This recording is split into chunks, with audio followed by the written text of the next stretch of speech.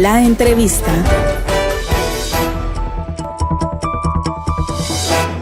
Gracias por estar con nosotros en este día lunes. Una vez más llegamos hasta donde usted se encuentre con la entrevista Verdad Legislativa. Con el calor característico de la zona oriental de nuestro país nos hemos trasladado en esta ocasión al municipio de Jiquilisco, en el departamento de Usulután, para conversar con un buen amigo, José Salvador Ruiz, que este día nos ha abierto las puertas para conversar de un tema, bueno, y también la semana pasada lo hablábamos, un tema que puede ser polémico para alguna de nuestra audiencia, pero que en honor a la verdad es necesario que lo podamos conversar en esta ocasión con Salvador. Salvador, bienvenido. Muchas gracias y muchas gracias por el espacio, por la invitación y para dar a conocer pues la verdad de lo que está sucediendo en El Salvador frente a la situación política que tenemos, sobre todo con el régimen de excepción. Así es, precisamente, Salvador, hablar de este tema lastimosamente es hablar de política, Claro. Porque esa orientación se le ha dado desde un inicio. Nunca se pensó como una estrategia de una, digamos, política de seguridad propia institucional de un gobierno, sino que desde sus inicios se le dio un tinte político para ganar aceptación, para ganar votos en estas próximas elecciones del próximo año. Pero bien, Salvador, hablemos un poco acerca de este tema, régimen de excepción, una situación que ha afectado a nuestro país. Lo han dicho los diputados, lo ha dicho también la sociedad civil. No podemos negar que la tranquilidad, no podemos negar que también la seguridad es parte primordial del desarrollo de una sociedad. Muchos hoy en día están viviendo esa tranquilidad, pero ¿cuáles son esos costos de esa tranquilidad de algunas colonias? ¿Cuáles son los costos en otras, digamos, zonas geográficas de nuestro país? Otros viven tranquilos, perciben una tranquilidad, pero otros no. Entonces, el régimen de excepción, si hablamos un poco de este régimen de excepción y nos referimos específicamente al Bajo Lempa, ¿cómo ha afectado el régimen de excepción la vida cotidiana de todos los habitantes? Sí, el régimen de excepción inició aquí el 27 de marzo, como en todo el país, y los primeros detenidos fueron el 26, o sea, un día antes. Y los primeros casos fueron del Cantón La Noria. Entonces, bueno, durante toda esa semana que empezó, nosotros empezamos a ver detenciones, ¿verdad? Y más aún en las zonas que también estaban focalizadas y controladas por grupos pandilleriles, pues, o sea, no vamos a negar que la zona también ha sido incursionada por estos grupos y que algunos territorios pues estaban controlados. Pero las detenciones se tornaron generalizadas en toda la zona del Bajo Lempa y en algunas comunidades más focalizadas que otras, ¿verdad?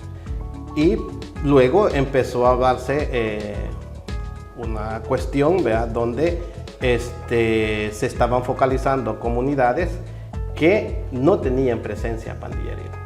Entonces ahí empezamos a notar que el régimen llevaba otra connotación también, ¿no?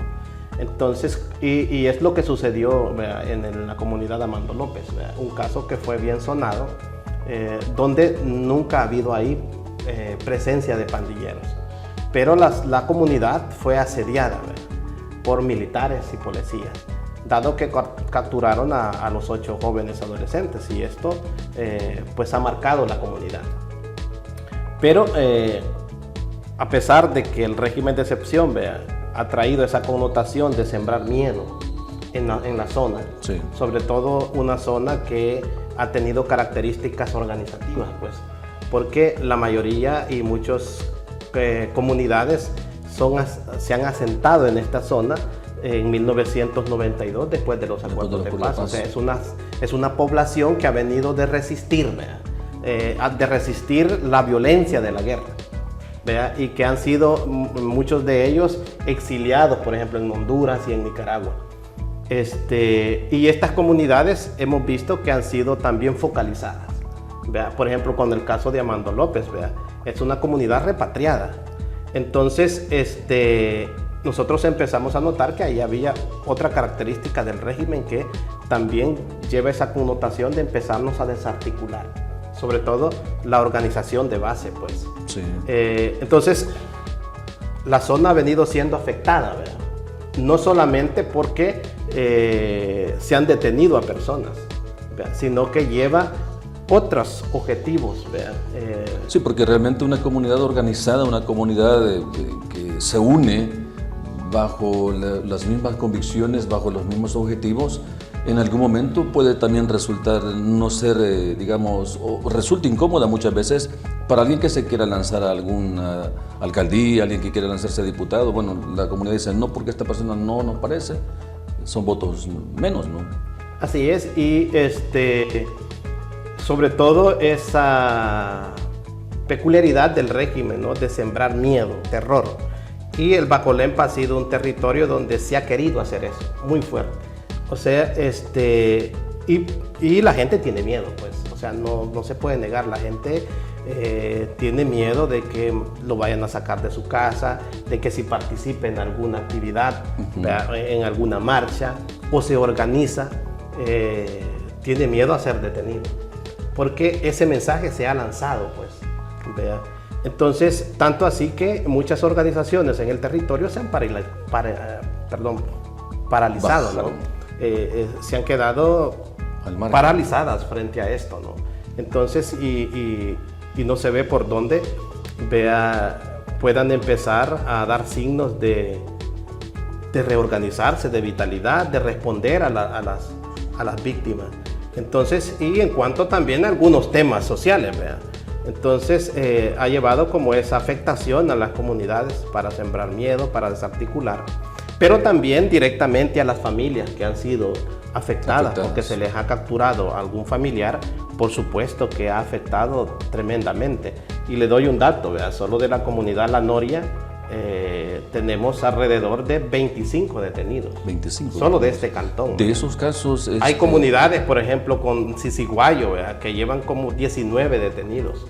Entonces, y en cada comunidad, si usted pasa una lista de cuántos hay por comunidad, o sea, van a haber números así, ¿no? Entonces, las familias han sido afectadas en el sentido de que, por ejemplo, el régimen de excepción, ¿qué ha hecho? Se ha llevado en la zona, la mayoría son hombres, aunque no tengan vínculos pandilleriles, porque eso es lo que nosotros estamos denunciando, ¿no? Pero se ha cargado, por ejemplo, a las mamás, a las abuelas, a las esposas, que ahora tienen que cargar con la responsabilidad de sus hijos. ¿Vea? Y le pongo un caso específico, ¿vea? En el cantón La Noria hay un caso de una joven que tiene 2 hijos. Su esposo y ella se dedicaban a la venta de tortillas. Su esposo era quien iba a dejar las tortillas, quien conseguía el maíz, quien buscaba la leña, ¿vea? Y en su pequeño negocio él tenía un rol. Toda esa carga laboral de sustentabilidad de los hijos, de la casa y de la economía familiar ahora cae sobre la muchacha. Vea, entonces, y es admirable porque es una persona aguerrida, trabajadora, ¿vea? Pero el régimen le ha sobrecargado, ¿no?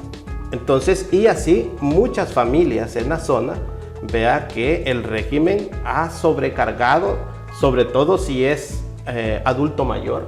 Tenemos casos, ¿vea? En el comité de familiares donde las personas son adultas mayores y están cuidando a los nietos porque se llevaron a los 2.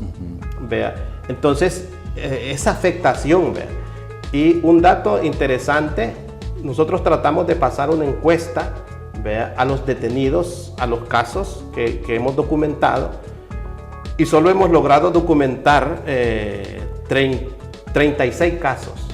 De 36 casos que hemos pasado una pequeña encuesta, cuántos hijos tenía, si eran varones o eran niñas, 56 niños y niñas han quedado en algunos casos sin papá y sin mamá, pero en la mayoría de casos sin papá. Pero si hablamos, Salvador, de estos casos, si hacemos, digamos, un recuento de todos ellos, ¿cuántos de estos casos han tenido, digamos, un final en el que ha habido un reencuentro familiar? ¿O todos realmente todavía están...? Hasta el momento en la zona solo hemos tenido la libertad de 6 personas. Unos por enfermedades crónicas, ¿vea? Y otros porque ni nosotros comprendemos, ¿vea? Cómo salieron en libertad, ¿vea? Pero pues sí, gracias a Dios están fuera y están llevando su proceso con detención domiciliaria, porque el proceso no es que ellos han sido absueltos, ¿vea? El proceso sigue, ellos se siguen presentando, siguen firmando, y su proceso de investigación sigue, ¿vea? Pero en su casa. De los 111 casos, hasta ahorita 6 nomás. ¿Vea? En uno de los casos sí ha habido un reencuentro porque los 2 hijos, 2 niñas en este caso, estaban a cargo de la abuela, ¿vea? Entonces la muchacha salió, sobre todo que era una lideresa comunitaria, ¿vea? Que salió y pues ahora está en su casa con sus hijos, ¿vea? Pero la afectación física, ¿vea? La afectación psicológica de quienes salen se puede notar. Se puede, ¿no? Sí, pero no solo hablamos de afectaciones psicológicas, sino que también hablamos, en este caso, y lo conversábamos contigo antes de comenzar la entrevista, también hay una afectación económica. Tú hablabas un poco el caso de la señorita que se queda y obviamente hoy a ella le toca incurrir con todo, ¿no? Pero también me imagino familias que se quedaron prácticamente sin ningún ingreso económico, ¿no? Así es, y sobre todo hay casos, por ejemplo, el caso de José Duval Mata Alvarado, que él tenía un crédito, ¿verdad? De alrededor de $2,000. Entonces, pues la caja de crédito le está cobrando, ¿verdad? Entonces, y los papás no hayan qué hacer, ¿verdad? ¿Qué vamos a hacer? No tenemos para pagarlo, porque la gente está teniendo que rebuscarse, ¿verdad? Para llevar paquetes, ¿no? Para ir hasta los centros penales para tener alguna información, ¿vea? Y en este caso tiene que movilizarse hasta Santana, ¿vea? Porque el caso antes estaba aquí en San Miguel, más cerca, ¿no? Pero a él le dieron carta de libertad, fue recapturado, solo lo sacaron del penal y lo volvieron a capturar, y como él estaba en Izalco, ahora su caso lo trasladan para Santana. Entonces, las familias tienen estos costos económicos. El régimen no mide costos de la familia. El régimen afectado, hasta este momento no vemos un hijo de alguien que sea adinerado, ¿no? Que haya salido, ¿verdad? A decir que ha sido afectado, ¿no? En su gran mayoría es gente sencilla, es gente pobre, ¿verdad? Es que el régimen ataca a la clase pobre, ¿verdad? Entonces podríamos decir que es una lucha de clase, ¿verdad? Donde a los pobres se les mira como delincuentes y el régimen generaliza. Entonces ha venido a afectar la economía, ¿verdad? De la población más vulnerable. Gracias a Dios en la zona existen cooperativas que han sobrevivido de la reforma agraria, ¿verdad? Que todavía pues dan trabajo, ¿verdad? A la gente. Y son las únicas empresas agrícolas en nuestro territorio, ¿verdad? Que están generando, ¿verdad? Empleo y algunas cooperativas camaroneras, ¿verdad? De lo contrario, la gente vive de la agricultura, cuando sabemos que la agricultura está quebrada, o sea, que nadie sobrevive de eso, sí. Pues. Entonces, la gente tiene que lidiar con los créditos que muchos de los detenidos ya eran padres de familia, tenían un hogar establecido y se rebuscaban para sobrevivir. Por ejemplo, tenemos casos donde eran vendedores de verduras, donde tenían su pequeño emprendimiento de vender agua, por ejemplo, embotellada o embolsada, ¿vea? Entonces, todos estos emprendimientos los tenían con créditos. Entonces, y ahora les toca a las familias cancelar los créditos porque muchas veces las cajas de crédito no los congelan, ¿vea? Y amenazan a la gente con quitarles sus artículos, quitarles, ¿vea? Si tiene casa, embargarles, ¿vea? Esa es la situación que están viviendo las familias por causa del régimen en el territorio. Tú nos has hablado durante estos minutos de una situación bien puntual de lo que se ha vivido aquí en este sector del Bajo Lempa. ¿Sientes, Salvador, que ha sido muy focalizado, muy, digamos, concretamente, con dolo, digamos así, ¿no? El trato que se le ha dado a las comunidades del Bajo Lempa bajo el régimen de excepción? ¿Sienten ustedes que realmente han tenido un acoso exagerado de parte del Estado en sus vidas durante esta etapa en nuestro país? Pues yo creo que el régimen ha focalizado territorios y sobre todo territorios que tienen, como ya te dije, una trayectoria, ¿vea? De ser comunidades organizadas. ¿vea? Entonces el Bajo Lempa ha sido muy focalizado. Nosotros hemos logrado documentar 111 casos, ¿vea? Que están metidos en la sala de lo constitucional con habeas corpus. Hemos documentado esta información. Entonces 111 casos, ¿vea? De los que nosotros tenemos pruebas y tenemos información, se han recogido los arraigos, pero las detenciones en el territorio son mucho más amplias, o sea, son mucho más masivas. Esta es la gente que ha denunciado, que ha tenido el valor y ha superado el miedo, ¿vea? De ir a organizarse, ¿vea? Porque el Comité de Familiares es un grupo organizado, ¿vea? Este nació el 27 de abril, un mes después de que se implementó el régimen y en la zona. Entonces, en un mes, el régimen de excepción había impactado duramente el territorio y la gente andaba buscando por dónde ser escuchado, porque ninguna institución les escucha, ¿verdad? Y hasta el momento es así en el país, ¿no? No escucha la Procuradora, ¿verdad?, de Derechos Humanos, no escucha la Procuraduría General de la República. Cuando la gente va, tampoco le escuchan, ¿verdad? Los maltratan, y eso es la información que nosotros manejamos porque la gente lo cuenta. Entonces hemos ido a la asamblea, hemos ido a donde no hemos ido, a acudir a estas instituciones con la información y no escuchan a la gente. Pero entonces la gente, pues no le queda otro camino que unirse, ¿vea? Es que individualmente, y así es el sistema, ¿vea? Sí. Individualmente el sistema te come, pero organizadamente, pues hay muchas más posibilidades, ¿vea? Tienes muchas más posibilidades de ser escuchado, ¿vea? De ir en bloque, ¿vea? Y de superar el miedo sobre todo. ¿Creen ustedes, te hago esta pregunta no porque realmente se esté dando, pero no sé si será eso y que sería bueno conocer esta parte de la historia? ¿Creen ustedes que detrás de esa persecución, llamémosla un poco política o política como tal, aquí a la comunidad del Bajo Lempa tenga tal vez alguna connotación económica? ¿Se querrán posicionar de algunas tierras? ¿Se querrán desorganizar a las cooperativas para que vendan y otras personas puedan pasar a ser dueños de estos espacios, de estas cooperativas? ¿Habrá alguna connotación de esta clase o no? Bueno, yo creo que frente al régimen todo puede suceder, ¿verdad? Tenemos años de saber, ¿verdad?, que en toda la bahía de Jiquilisco, en toda la zona costera, hay proyectos grandes, ¿verdad?, de hoteles, de turismo, y que pues se ha dicho, ¿verdad?, que se quiere construir en la bahía de Jiquilisco y en toda esta zona costera un Cancún, ¿verdad? Entonces, ¿las comunidades han detenido un poco esos proyectos? Por supuesto que ha habido una resistencia, ¿verdad?, pero tienen años de venir incursionando empresas grandes en el territorio, ¿verdad? Y mapearlo, pues.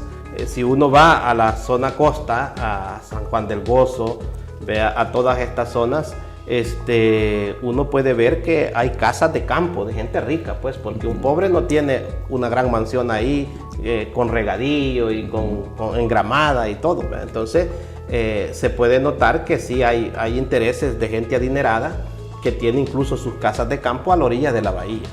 Entonces, pues puede ser. Yo no puedo asegurarles que el régimen de excepción lleve esta connotación de desarticular las comunidades para después venir, ¿verdad?, con proyectos hoteleros, turísticos y desplazar a la gente del territorio. Pero yo creo que todo puede suceder, ¿verdad?, y lo estamos viendo en otros lugares. Okay. Antes aquí las comunidades han resistido.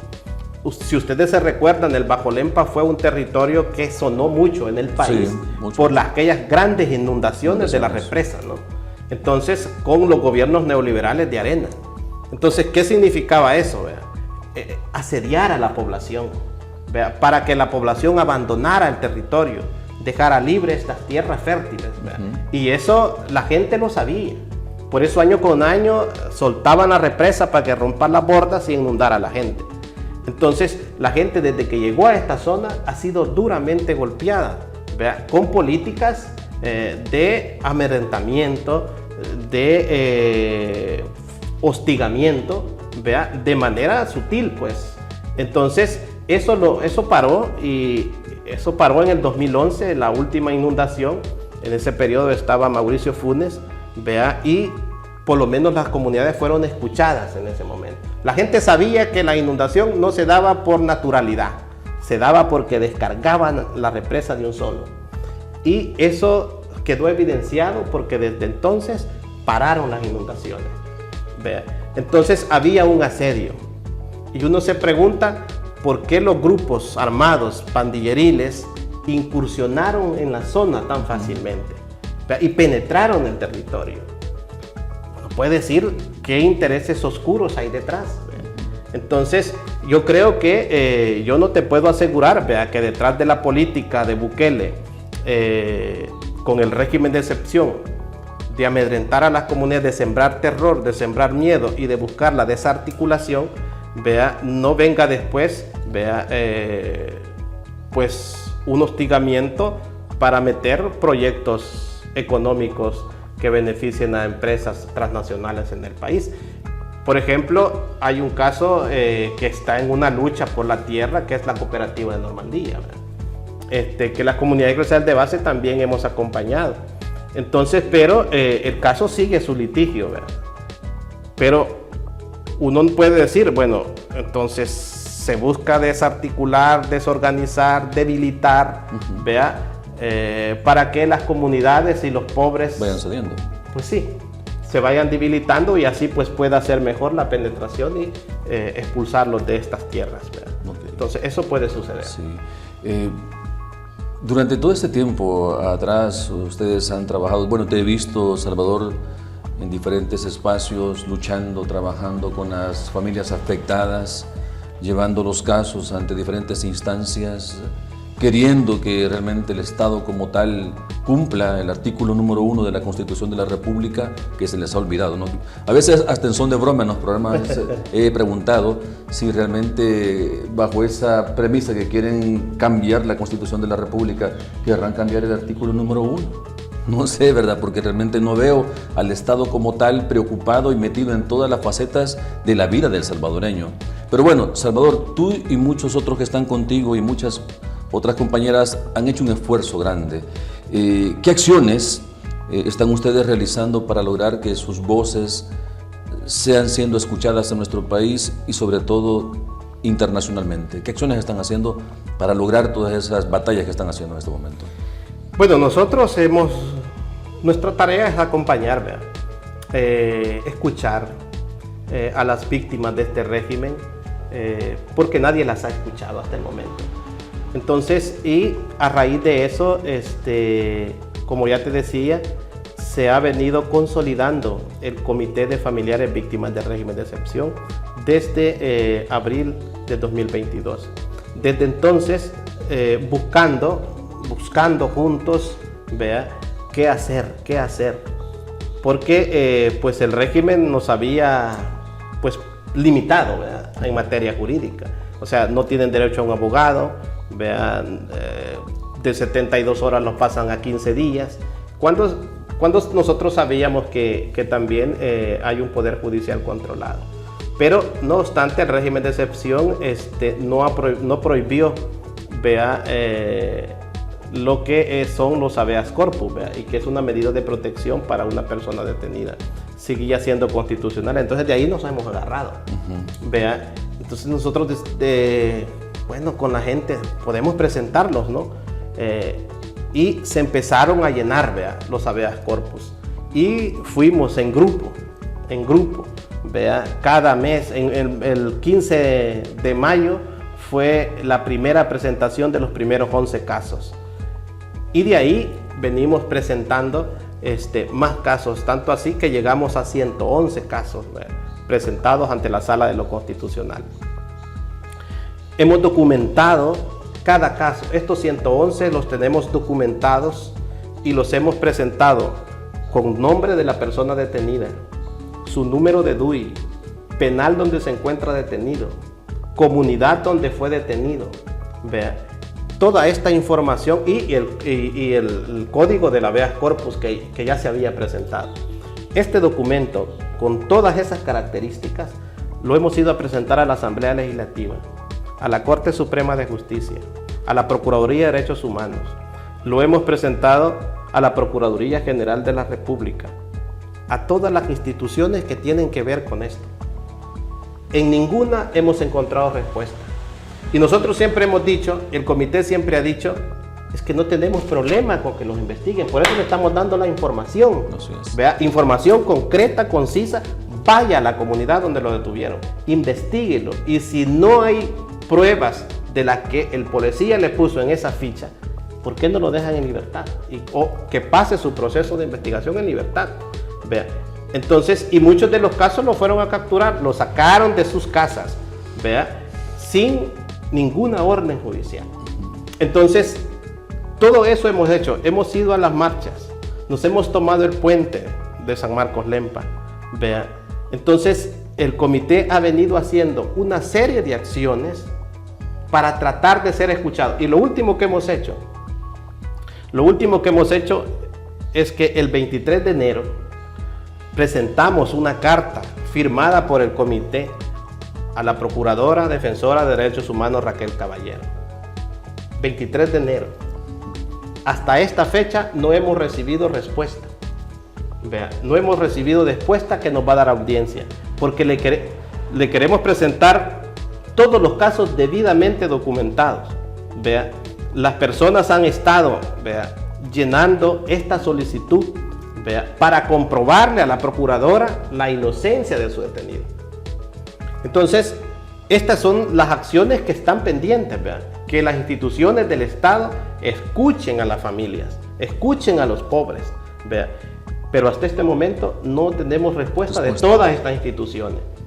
Bueno, lo último que es, como se ha agotado, vea, todo lo que nuestro sistema todavía, digamos, al margen de actuación jurídico, vea, nos da, lo hemos agotado.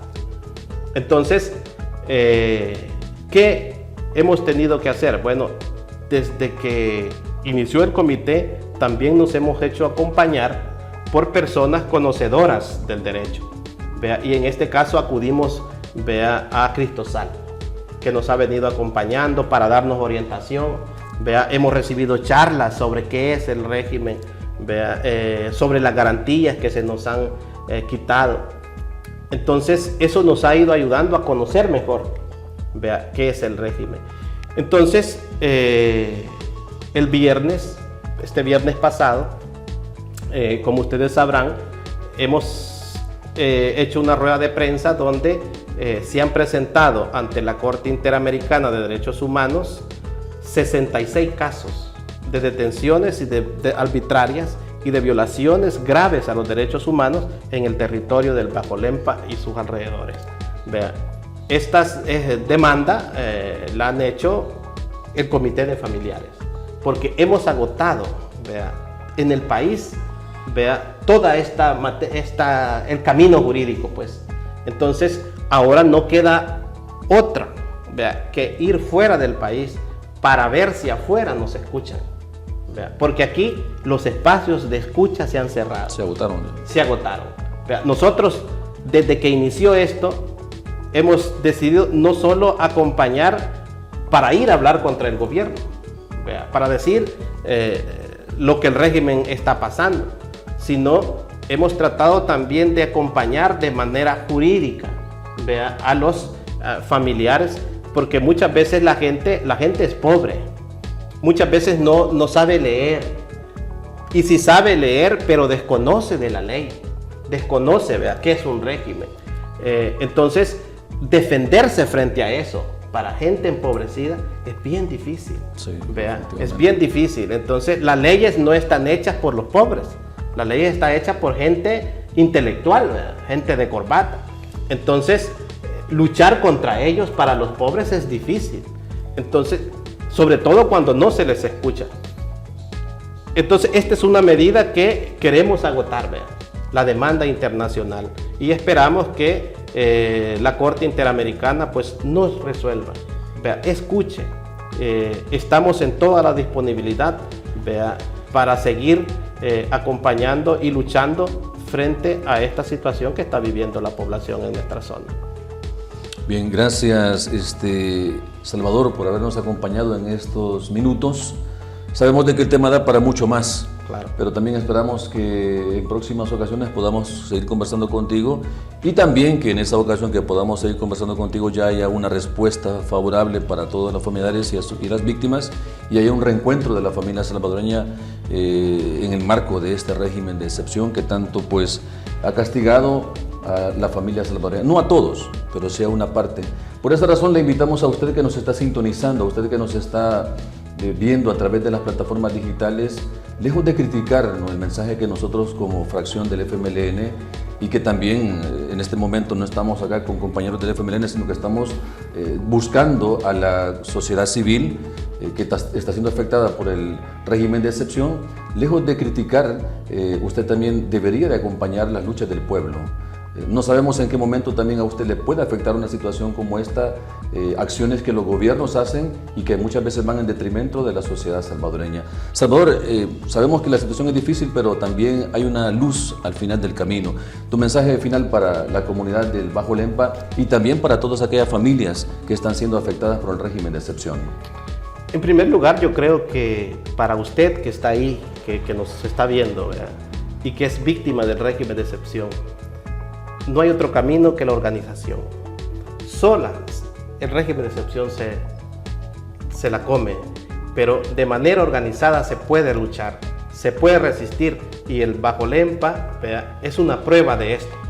Hemos llegado hasta la Corte Interamericana de Derechos Humanos y eso es porque estamos unidos en bloque, ¿verdad?, en mazorca, como decía Rutilio, ¿verdad? Entonces así es que se puede luchar contra el régimen de excepción. Y a usted que todavía pues no ha vivido esta experiencia, yo le invito, a que trate de ver más, con ojos críticos la realidad para que pueda ponerse en los zapatos de estas familias que hoy están sufriendo estas detenciones arbitrarias en el Bajo Lempa. Yo creo que criticar desde los Estados Unidos, desde el confort, desde el aire acondicionado allá, pues es fácil desconociendo la realidad salvadoreña.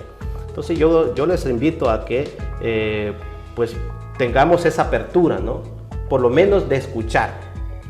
Cuando escuchamos, entonces podemos, en la medida que escuchamos, podemos ir comprendiendo la situación de la otra y la otra. Pero cuando nos cerramos, como el ministro Villatoro, que dice que no escuchan a nadie, entonces eso es prepotencia, eso no es humano. Entonces yo creo que la sociedad tiene que irse humanizando, sobre todo escuchando a los que sufren. Bien. Gracias, Salvador, por tu mensaje y también a usted que nos ha visualizado a través de las plataformas digitales y también a quienes nos escuchan a través de la red de radios comunitarias Voces Unidas de Oriente.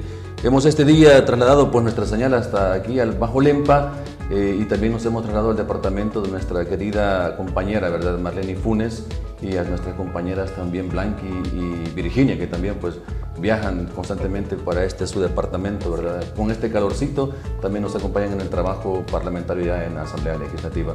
Nos trasladamos al set número 1 para darle cierre a este espacio.